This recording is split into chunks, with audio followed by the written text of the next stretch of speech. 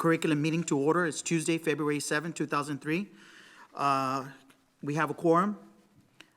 Public comment, we have two people that requested public comment. Public comment audience participation at a board meeting is limited to the public comment portion of the meeting designated for that purpose. At all other times during board meeting, the audience shall not enter into discussion or debate on matters being considered by the board unless requested by the presiding officer. At a board meeting, the board shall hear all persons who desire to make comments to the board. A person who wishes to participate in this portion of the meeting shall sign up with the presiding officer or designee before the meeting begins and shall indicate the topic amount which they wish to speak. For each topic, a speaker shall be allowed a maximum of 3 minutes to make comments. If more than 10 speakers are assigned to speak on the same topic, all additional speakers on that topic shall be limited to 2 minutes. A person who needs to address the board through a translator shall be given 6 minutes to make his or her presentation. Specific factual information or a recitation of existing policy may be furnished in response to inquiries, but the board should not deliberate or decide regarding any subject. Ms. Marcy Mamie. Ms. Mamie.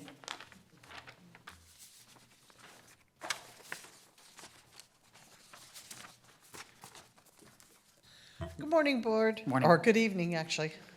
I had several things that I wanted to mention on today's. One of the first things is we were having some conversations outside with some other school districts, and I just wanted to bring forward again the point that our CTE department is very, very forward-thinking in the fact that they are making all these arrangements where the students can actually go out in real life situations and experience the job prior to having to invest in lots of education or, get a certification, discover that that is not what they are meant for. They can't handle it. So again, that is a wonderful thing that CTE does. And I did notice that we've got more of the nursing care stuff coming up for the CTE. This is, as I said, this is something that not all the school districts do.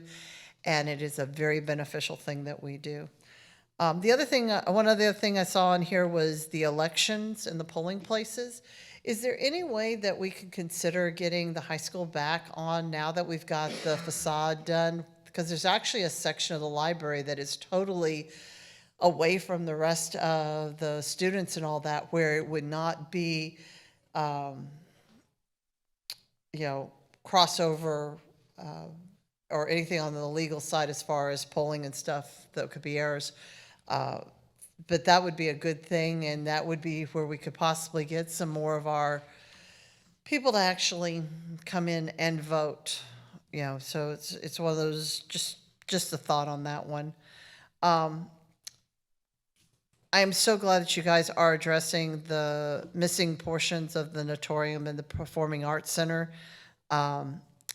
I do again want to mention that it would be nice to use the parking lot as a racetrack and the one all the way around the building once it's finally completed. That would be very nice. But yeah, it's nice to see that we're progressing on with there and that we're going to hopefully, before I retire, actually have it. Not that I plan to retire anytime soon. The other thing is, just as another thought, guys, we're still having problems with people being out due to the illnesses coming by, but the COVID and all of its new little variants and all that, if we're not thinking about it for this year, over the summer, if we can think about what we might be able to do to help our teachers that are, we only have 10 days, and some of them don't, they're already tied up with some other stuff, that it's kind of a hard thing when CDC says one thing, our regs say something else, and it's constantly changing. So it really would be nice if we had a little bit more protection for our staff. And then my last thing was cooperation. I am been in the process of doing some grant writing, and of course I do the Green Power Racing and archery. And I just want to say that this district has got some of the best staff for cooperating with, and problem solving within our district without having to go out and take outside help. It is just, it's a relief to know that, you know, when you need help, there is always somebody who is willing to come up and step up and help you out with it. And there's no point system or anything like that. It's just, this is the nature of the people we have. So again, thank you very much. Thank you, Ms. Maney. Our next speaker is Ms. Rosalinda Garcia.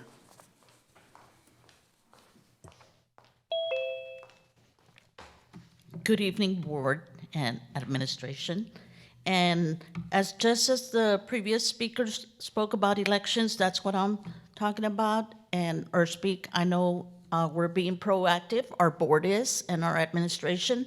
And through the years, out of my own pocket, I've made signs that read early voting today, encouraging voting, not just for candidates that I support, but everybody around.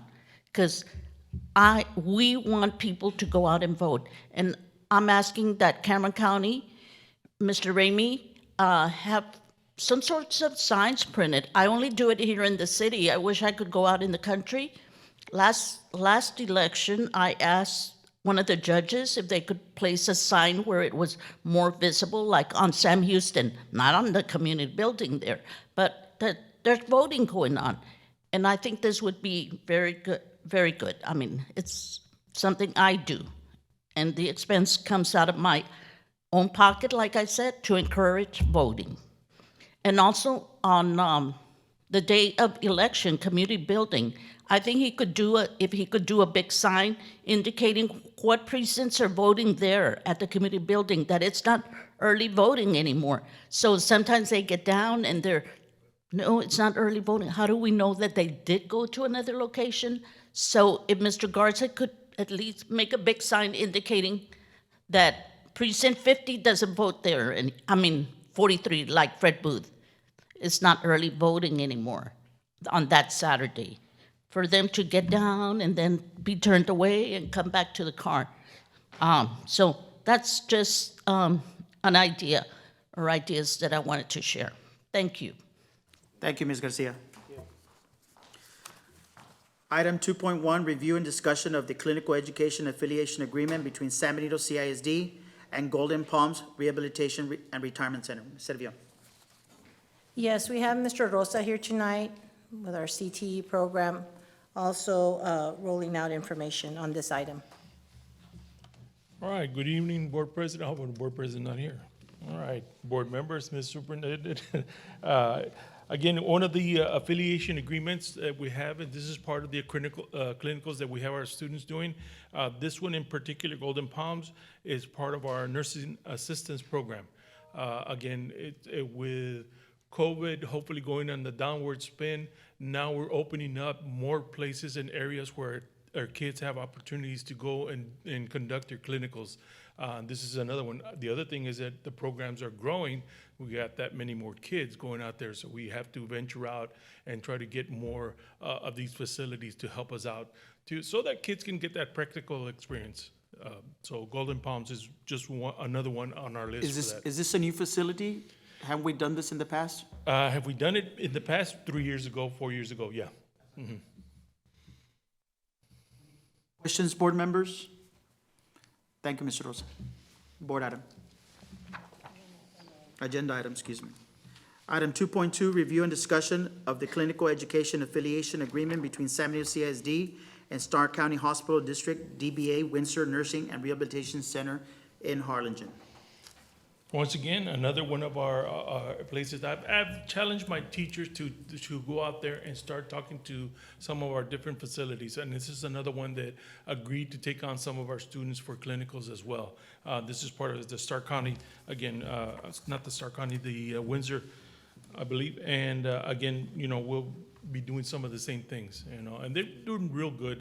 The reports that we get back from our students and how they perform are always really, really well received, so. Questions, board members? Agenda item. Item 2.3, review and discussion of the clinical education affiliation agreement between San Benito CISD and Harlingen Healthcare Incorporated, DBA Veranda Rehabilitation Healthcare. Okay, this is our third one here that we have for today, Veranda Rehabilitation, that's a new one right off of the, Right. on Business 77. So we managed to say, go get them early before some of the other schools, because the other thing we have to compete with, of course, is, with Los Fresnos and Harlingen, Riondo, some of the other schools that are attempting to do clinical. So again, Veranda was really open to, getting us over there. They've some of the nurses that are there have worked with our students at the hospital, so they were, again, very well received with this affiliation, so we're bringing this to the board. Do you have the amount of students that participate? Oh, yeah, I knew you were gonna ask me that, no, I don't. No, you don't, okay. No, I don't, and I thought about it, so wait a minute, I need to check. On average, our teachers are allowed to. Estimation. We keep it to a 10 to 11 per one, depending on the facility. Like the hospital, they only allow 10 students to go at a time. I see. Now, we might have 30 students, but at any given time, we have at least 10 students there. Okay. Any questions, board members? Agenda item. Item 2.4, review and discussion of the memorandum of understanding between San Mateo CISD and the Texas State Technical College Migrant Academic Achievement Residential Summer MAARS program for the 2022-2023 school year. Ms. Servillon. Yes, sir. So we have our Director of Federal Programs here, Mr. Fred Perez, that will be walking us through that agreement. Good evening, board members. Good evening, Ms. Servillon, Superintendent. Yes, this is the third year in a row that we're looking at the MARS program. We did this last year. It's a great program for our migrant students. We target our juniors and seniors. And what it is, it's a 6-week camp at TSTC, but the students, they actually stay there. So, and it's just a great experience for them. It opens their eyes to wanting to continue to push to go to college. They work on high school credits. And really, what really sells it is that the students end up, if they stay the whole 6-week program, they get $1,300 back from the program. So it's great for the families. It also incentivizes the families to sometimes leave the student behind if they go out to migrant, and that way they're still making up that money. So, Questions, board members? I think this is a really good program, and I remember you presenting it last year. Do we have numbers on the students that participate in this program and go on to college? so last year we had 17, and out of the 17, I know at the end of the year, 6 of them were seniors, 4 of them are still in college.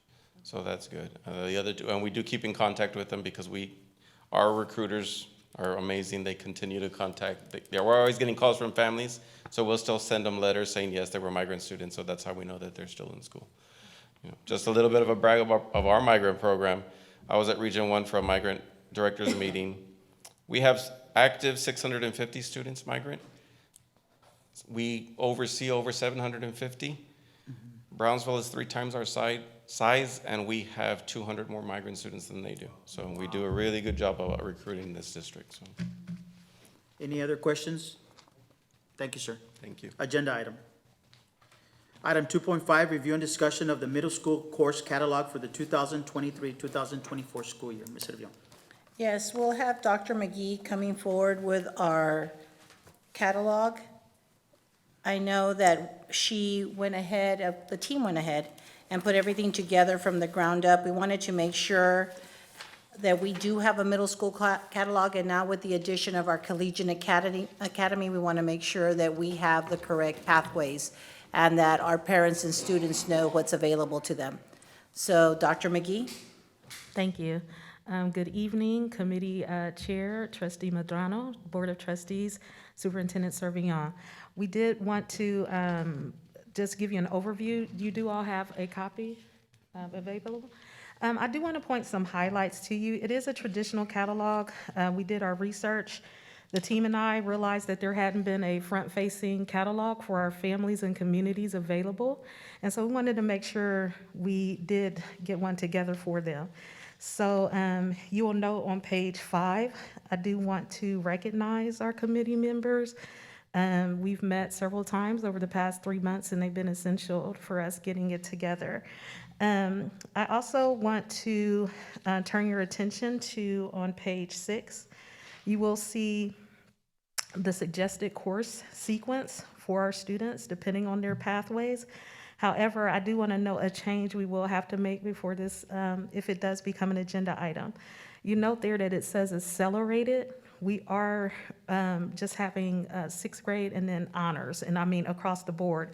And the reason we're making that change is that to distinguish between honors courses and what is called acceleration, which is actually a term used for students who are academically behind to help them get ahead. And so we did want to make that distinction so that you'll see beyond the catalog why acceleration will no longer be there for the 2023-2024 school year if you do approve this catalog. A note, also on page 9, we, in an effort to broaden the horizons of kids who have access to high-level courses, there may be instances where a kid is not doing so well in a regular course, but it's because they aren't being challenged. And so instead of having prerequisites, we are taking the line that College Board takes for all of their programming, that we will accept any student who wants to take the challenges of an advanced class.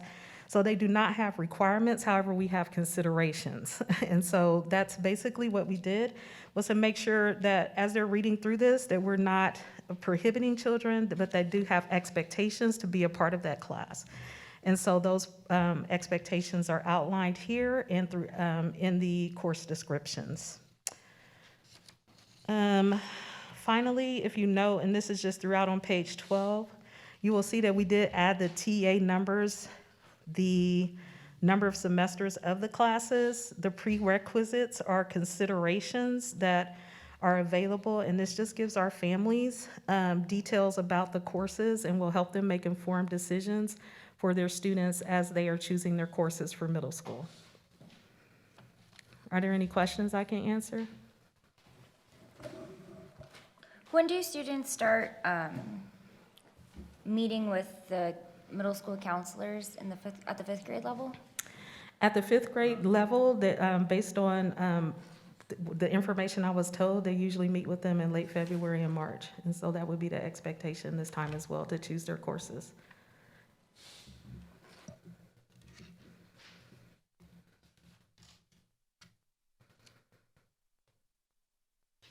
Any other questions? Agenda item. Thank you. Thank you. Item 3, committee concerns. Any committee concerns? Done? Okay, I adjourn this meeting at 5:48 PM.